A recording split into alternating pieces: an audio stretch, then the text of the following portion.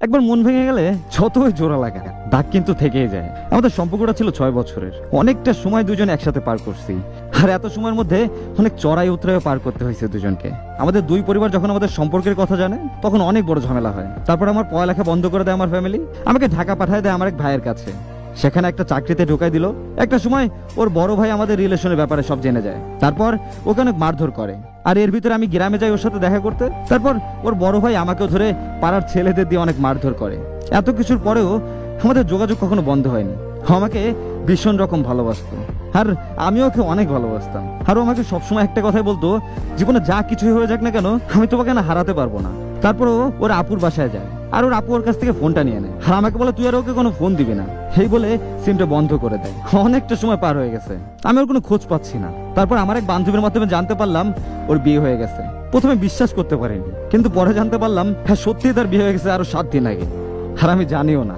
আমি সন্ধ্যার সময় বাজারে গেলাম, তারপর ওরা দেখতে পাই, দেখি রাস্তা দিয়ে হেঁটে যাচ্ছে আর দেখি যে ওর পাশে একটা অপরিচিত ছেলে। এরপর ওর সামনে গিয়ে আমি বলি যে এতদিন কই ছিল তুমি, ফোন দাও নাই কেন আমাকে? এসব কথা বলতে বলতেই ওই ছেলেটা সামনে চলে আসে। তারপর আমি জিজ্ঞেস করি ইনি কে? ওর দেওয়া উত্তরটা এমন ছিল যে ভাইয়া উনি আমার হাজবেন্ড, ওনার সাথে পরিচয় হন। আমি সেদিনের মুহূর্তের ওই কথাটা জীবনও ভুলতে পারবো না। ওর বিয়ে হয়ে গেছে প্রায় 4 বছর হলো, শুনছে একটা মেয়েও হয়েছে। 1.5 বছর বয়স নাকি ওর বাবুটার। এর ভিতরে ওর সাথে আমার আর দেখা হয় না। গত 9 মাস আগে হঠাৎ একটা অপরিচিত নাম্বার থেকে ফোন আসে আর বলে যেটা আমি, কেমন আছো তুমি? তারপর আমি কথা বলি আর ও আমাকে পুরো ঘটনাটা খুলে বলে। ওর ভাই আপু আর ওর দুলাভাই ওকে সেদিন নাকি জোর করে বিয়ে দিচ্ছে। তারপর আমি ওকে আর কিছু বললাম না। এরপর প্রায় সময় ও আমাকে 2-3 দিন পর পরই ফোন করতো আর ভীষণ রকম কান্না করতো। বলে ও নাকি এখন ভালো নাই, ওর হাজবেন্ড নাকি অনেক মারধর করে, মানে ভাইয়া অনেক অত্যাচার করে।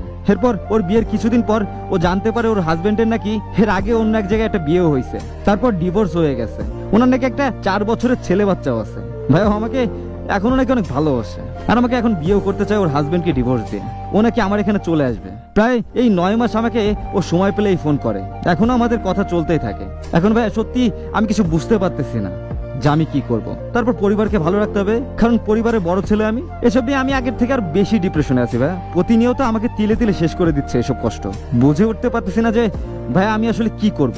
আচ্ছা, ফার্স্ট অফ অল আমি বলবো যে সিদ্ধান্তটা একান্তই আপনার নিজের হওয়া উচিত। হ্যাঁ, ভালো কতটুকু বা খারাপ কতটুকু আমরা কেউই জানি না, কারণ আমরা কেউই তো আর ভবিষ্যৎ জানি না, তাই না? হয়তো আপনি তার সাথে ভালো থাকতে পারেন, আবার অনেক বেশি খারাপও থাকতে পারেন। আর আপনি যদি তাকে বিয়ে করেন তাহলে তার ভালো খারাপ সবটাই আপনার মেনে নিতে হবে। আর যেহেতু তার একটা সন্তানও আছে, অবশ্য তাকেও আপনার মেনে নিতে হবে। আর এটাও ভাইবে নিয়েন ওই সন্তানকে আজীবন নিজের সন্তানের জায়গায় দিতে পারবেন তো, কারণ এইসব ক্ষেত্রে দিন শেষে ওই সন্তানটাই সব থেকে অবলা হয়ে যায়, ওর কাছে না কিছু থাকে না। এখন আপনার সিদ্ধান্ত না অনেক দামি, কারণ বিয়ের আগে হলে সেটা শুধু দুজনের ভিতরে থাকতো, কিন্তু এখন এটার সাথে অনেক মানুষই জড়িত। তাই বুঝে শুনে ভেবে দেখেন কি করবেন। আর আপনি যদি পারেন সারা জীবনের জন্য তাদের ভালো রাখতে, আপনার পরিবার যদি রাজি হয়, তাহলে আপনার কাছে যেটা ভালো মনে হয় সেই সিদ্ধান্তটাই নিতে পারেন। আর আমি এই একটা জায়গায় কোনো মতামত দিতে চাচ্ছি না, এখানে অনেক কিছু